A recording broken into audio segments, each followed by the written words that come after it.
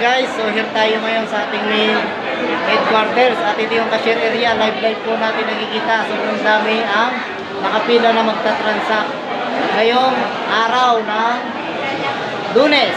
And mamaya pakita ko sa iyo kung gaano na karami ang nakatransact. At meron po tayo nakilala kayo na isa sa mga partners natin na may hawak na kanyang transaction as of today. Kaya po, ayan, hello sir. Ayun. Pakilala ka naman sir sa ating mga Ayun. mascot. Ako nga pala si Coach Edric from Quezon Province, no? Isa rin sa natulungan din sa ating online trending business na ginagawa. At ngayong araw na to, may nagtiwala na naman sa atin na isa naman po siyang engineer nagpa-expand po ng kanyang online store, no?